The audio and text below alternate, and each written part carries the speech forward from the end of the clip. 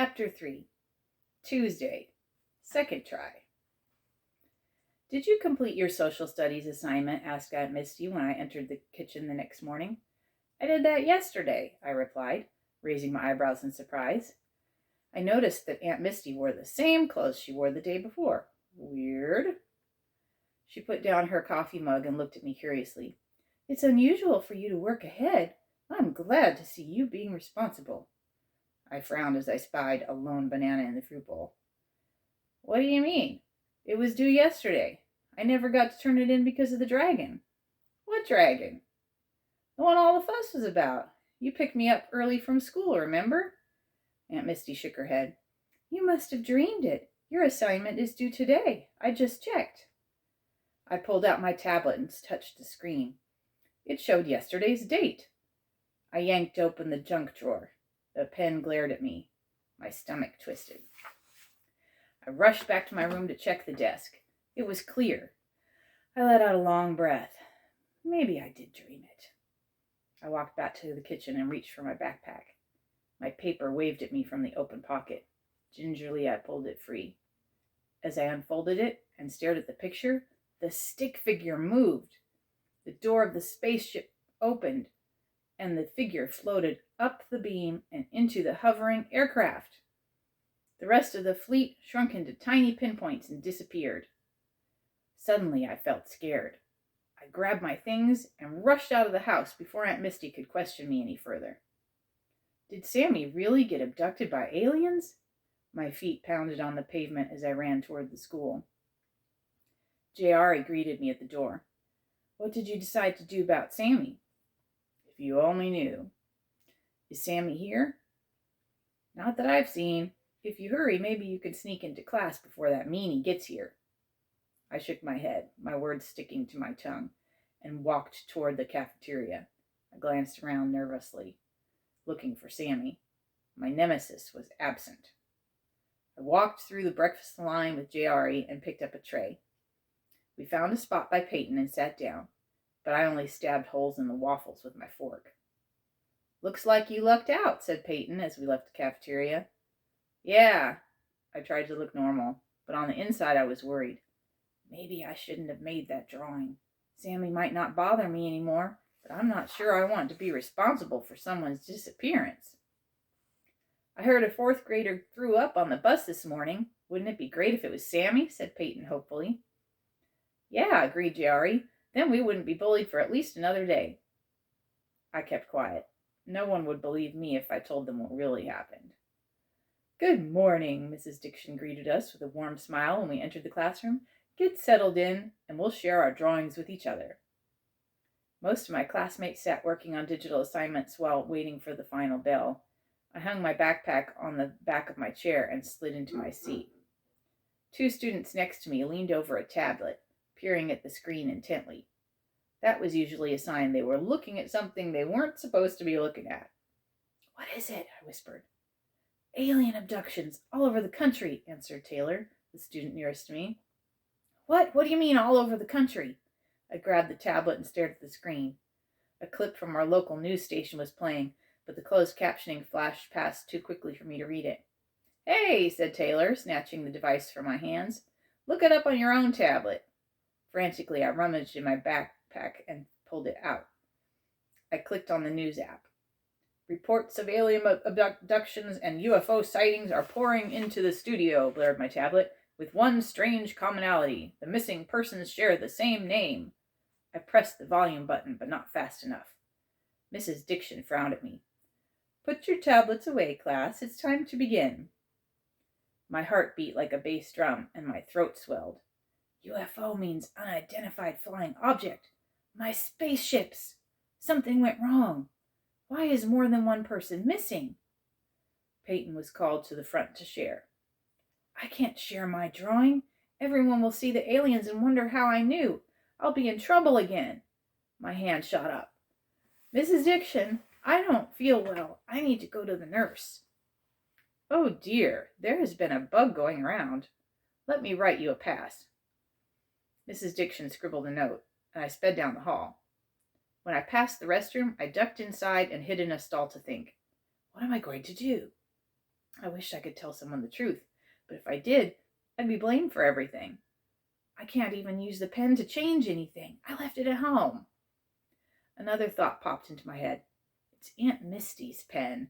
Does she know what it can do? Maybe she can help. Then I remembered her theory of natural consequences. Would she tell me to fix the problem myself? She did come to pick me up yesterday. Teachers, please check your emails. There will be no outdoor recess until further notice. The receptionist's voice crackled over the loudspeakers. Another reason not to tell anyone. They'll all be mad at me for losing recess. I dragged myself down to the nurse's office, looking as forlorn as possible. You don't have a fever, said Mrs. Comfort when she checked my temperature.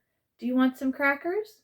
I shook my head and held my stomach. It really was hurting now. Okay, well, come back if you start to feel worse. Thanks, Miss Comfort. As slowly as I could, I shuffled back to the classroom. When I arrived, everyone had gathered with their reading groups for book studies. At least I won't have to lie about my paper. Hoping Mrs. Dixon wouldn't notice me, I joined my group and picked up my chapter book. The classroom phone rang. Hello, this is Mrs. Dixon. I see. He'll be right down. The teacher replaced the phone. Samuel, she motioned to another student in the room. You're being signed out. Yes, cried Samuel, grabbing his backpack. Lucky, muttered Peyton, who was in my group. What will happen when he goes outside? I shuddered. I turned to glance out the windows and noticed the blinds had been closed. None of the other students seemed worried. They're so used to fake news that they don't know when it's for real. Samantha Brown, please report to the office. Samantha Brown, report to the office. Samuel and Samantha are both nicknamed Sammy, I realized with a shock. The pen doesn't know which Sammy I meant, so they could all be in danger. Hey, Peyton nudged me. It's your turn. Oh. I read the next page of the book without understanding a word. The morning ticked by. Sirens occasionally wailed in the distance. Shortly before lunch, we heard the thrumming of a helicopter. How can a spaceship abduct anyone? Mrs. Dixon, isn't it time to line up for lunch? Asked Taylor, pointing at the clock. We're having lunch in the classroom today. The cafeteria staff will deliver it.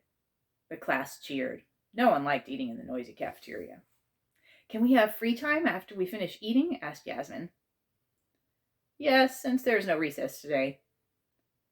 Fortunately, the idea of free time distracted everyone from asking why these things were happening. All afternoon, students were called to the office to go home. At first, they were only Samuel's and Samantha's, but eventually, other students were signed out as well. By the end of the day, my right eye was twitching constantly, and only 2/3 of the class remained. When the class was released to our dismissal locations, just one other walker waited with Mr. Doberman, the aide assigned to escort us off the property. It was little Samothrace Patrius. 2 other teachers joined us, one on each side of Samothrace.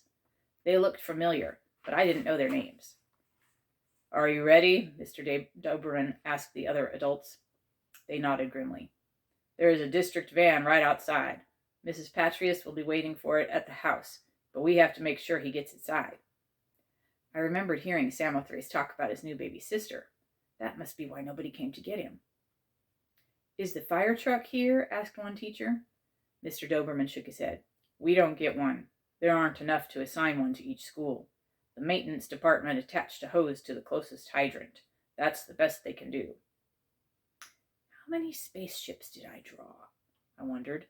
What are they doing with a fire hose? The adults proceeded down the hallway with Samothrace, completely oblivious to me. It seems like it would have been safer to keep them all at school, muttered one of them.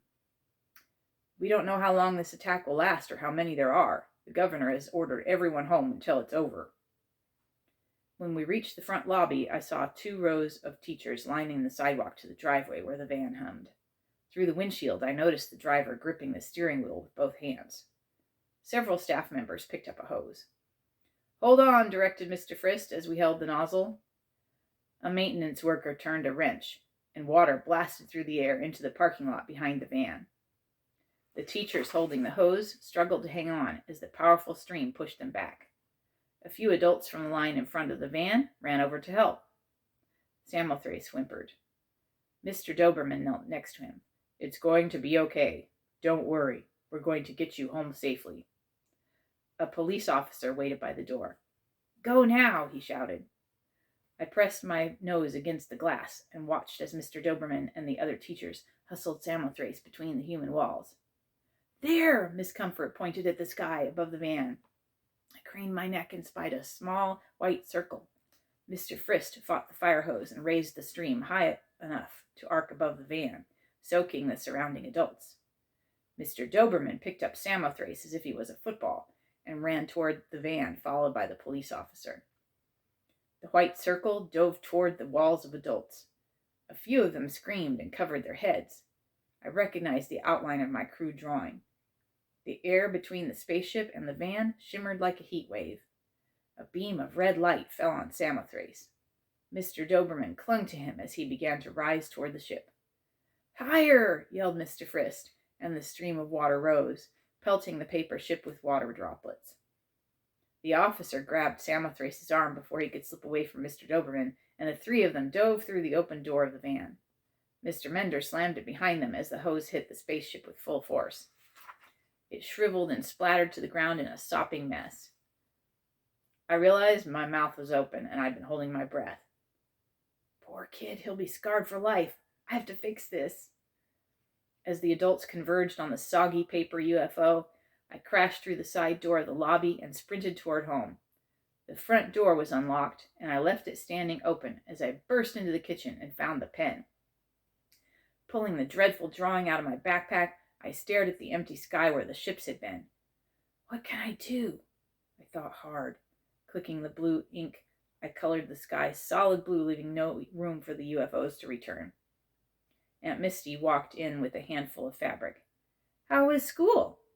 I tried to calm my breathing and clear my expression. Good. Fine, I panted.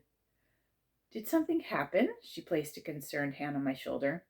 Good thing Aunt Misty doesn't watch the news.